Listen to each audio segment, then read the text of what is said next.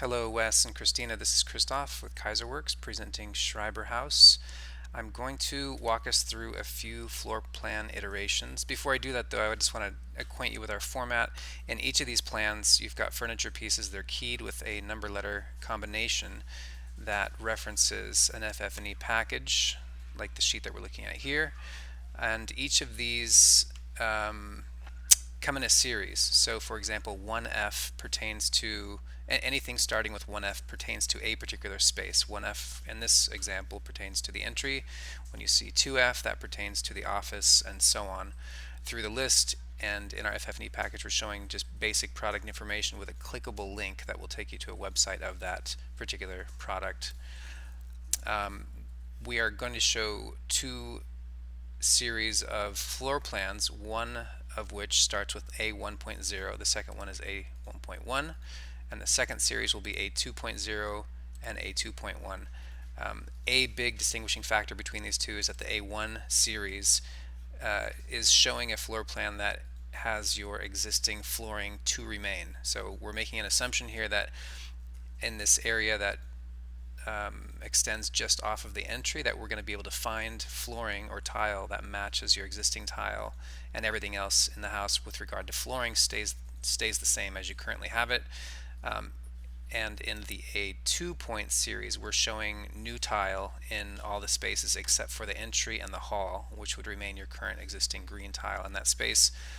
And other than that, these floor plans are going to show different floor layouts, primarily for the living room and the office. There is some redundancy in how we're showing the kitchen patio and the dining and kitchen area amidst these four different plan variations. And this really is presented as a mix and match. So we can say, you know, I really like the office floor plan in A2.1, but the living room layout in A2.0. And the mix and match goes further than that, obviously. We realize we're giving you a lot of information, but we feel this is helpful just given there's a lot of options with individual furniture piece selections as well as how the space, and I think I mean particularly the living room, which is the most challenging of the spaces to lay out, is presented. And so I think we have a number of options that are going to be helpful to discuss. We thought giving you more than less would be better, and the idea here is we're going to present this to you now in video format and PDF format, and we will schedule a time to get together in person. And I think when we do that in-person meeting, we'll be bringing floor tiles that will help sort of flush out a little bit more of our material palette options. So let me jump back to A1.0. And this plan, let me start at the street or just beyond the street. This is your grass here. We did this exterior floor plan that correlates with the sketch that we had sent previously. Walking on your existing sidewalk to this point here, we have our block wall that is the combination solid and sort of breeze block wall that extends off on the left here. Walking just past that, we're showing one water feature, and I saw in your email this is a consideration that you might do, might not do. I think this could also be an interesting piece of landscape. This could be a Hercules aloe or something like you have already just off of your living room in the back. Water feature would be nice. It's something that affects just one more of your senses. So as you're walking towards your house, if you have rosemary, you're getting the smell of something. If you have a water feature, it's capturing your it's affecting the audio quality of the space, and that is something that we feel could be enjoyed, as I said in my previous video, from inside the house as well if the door is open. So coming past this sort of moment of threshold, we've got our cast in place concrete bench on the right, we've got our wall on the left. Coming past that water feature, we're showing this arrangement of furniture pieces here. The orientation, if you notice, has changed, and the idea is that you provide visibility through that sitting arrangement to our sort of bosque of lady slipper plants that's just beyond on that left hand side there. Walking forward in the space, we are flanking on the right and the left hand side vegetation. So we realize currently we have a pad of concrete here that has the drip system coming through for the pots, and we have that again here. We can certainly work with that. After giving this much consideration, our flinch is actually to not use those pots. We feel that might clutter this entry scene in a negative way, and we actually like the idea better of simply having pads for access. You're walking through this garden, and to allow this, what feels right now a little bit like a pinch point, to be relieved by one larger piece of concrete that's introduced here that supplants, I believe, two existing pieces of concrete.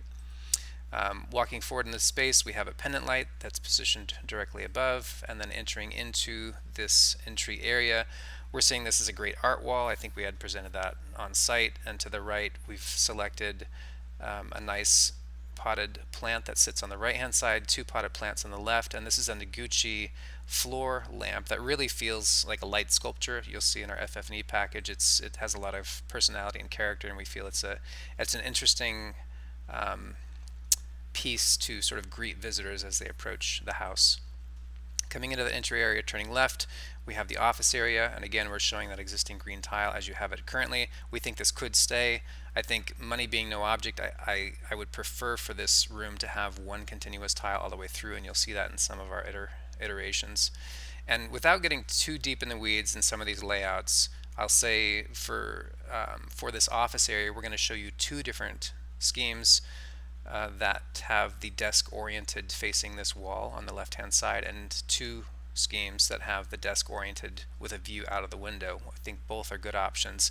My personal preference for spaces that I like to work in is to have a view beyond my computer screen or a view beyond my desk into something other than a wall. I find that to be a better work environment for myself personally, but this is highly personal. One concern about having your desk on this side, and I think I mentioned this previously, was the screen glare that you might have with a window to the back, even though this isn't, you're not getting direct light in this window, but it would be lighter than the ambient light in the rest of the room.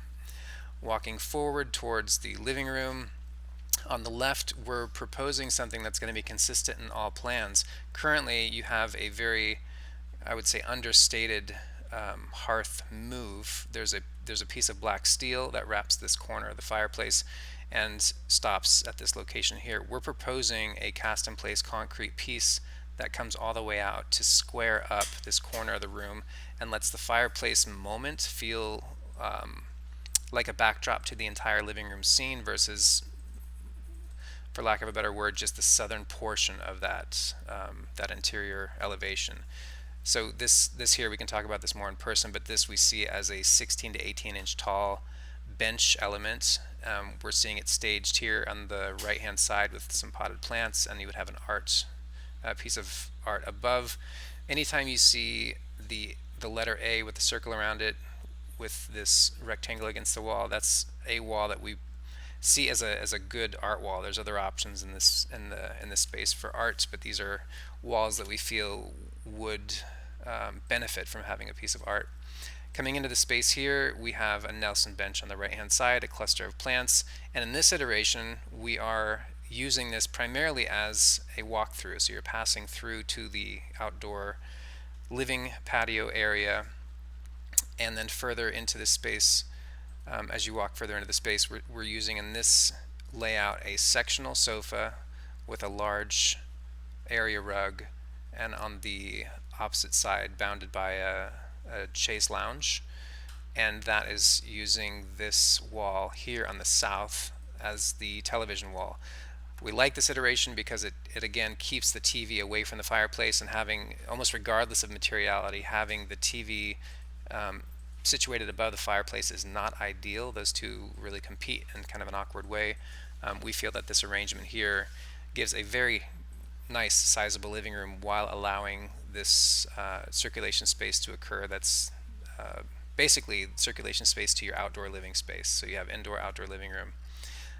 Walking further into the space here, we have a baby grand piano. You're going to see this oriented two different ways, and we've gone back and forth on what the ideal orientation of that grand piano is.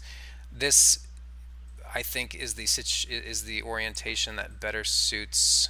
It's a practical orientation. Squeezing around the backside to play the piano is a little bit more challenging to get back in there. My personal preference, if I was playing this piano, would be to sit again facing into the room as you're playing. This, as we're showing it here, is simply easier to get into and kind of shows off the front end of the piano a little bit more to people that are walking in this space. Walking further in the space, we have a credenza that's situated at the base of this wall. Again, this is an art piece that's situated directly above it, and we have a small occasional chair that's situated in the corner.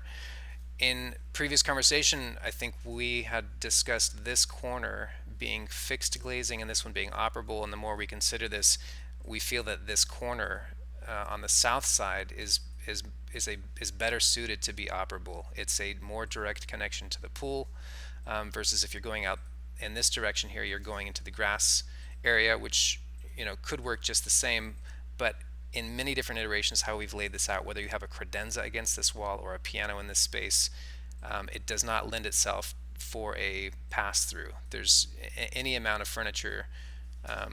Yeah, I guess the better way to say it is you're almost forced to leave this area fairly vacant if you want this to be a practical, operable door situation. Coming now into the kitchen area, we're going to be introducing new pendant lights that sit directly above this island. We've got some stools selected and new fixtures that I think will really help appoint your kitchen and just sort of modernize and update it. And then you also see a few different iterations of the layout for this dining area. Our preference, and I think I think you may have said you like the other orientation better. We actually do prefer the same orientation as your living room, but this is again, I think once we get the furniture in the space, there's no harm in flipping it 90 degrees. I think this lays out better for the space and still allows enough circulation on either side, on the east and the west of that dining scene. Coming out to the kitchen patio area, we felt another dining table of any kind, small or large, it's a redundant. There's redundancy there that's really not necessary. So we were seeing this as kind of the highest and best use is cocktails. This would be a quieter scene. You're halfway through making dinner, you come out here to have a glass of wine, sit and just enjoy the backyard. And so this really is seen as an outdoor lounge area, sort of curated with nice pots and an area rug and two chairs. It's a great little hangout spot.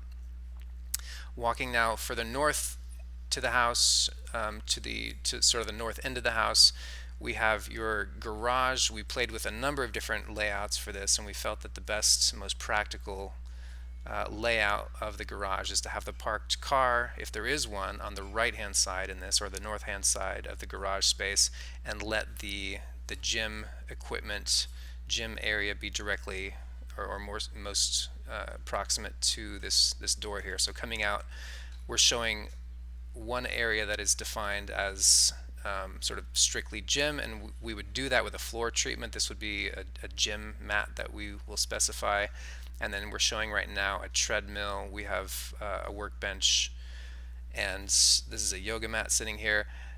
Capping the far end of the garage, we're seeing a continuous bench. This could be a storage bench, but it could also be a very simple wood monolith, like just a nice piece of timber that comes across that space, that is also used for weight rack, medicine ball, etc. Could be laid out here in a nice way that really presents well and also serves good function. We are showing a continuous wall of millwork for storage that is sitting adjacent on that wall right there. Mirrors would presumably be coming across this entire backdrop across the wall. Again, trying as much as possible to make this practical for parking a car in, as well as when you or if you back this car out, you're looking at the scene and it really feels like you're in a gym as much as possible. These hatch keys over here are fairly self-explanatory. The existing original green tile is this pattern that associates here, etc., all the way down the line. And I will move us now to A1.1. And the main change that you're going to see here with A1.1 in the living room is that the orientation of the sectional is changed to face the fireplace with the TV above the fireplace. And what happens in this scenario is behind the fireplace you have more of a lounge scene, which is a combination of the chaise lounge tucked into this corner, and the baby grand is oriented to sort of face or center onto this living room scene. And I won't walk us through the individual. I want to keep this relatively brief. I won't walk us through the individual pieces. These again all key to the FF&E PDF that we've sent along, so you can check these out.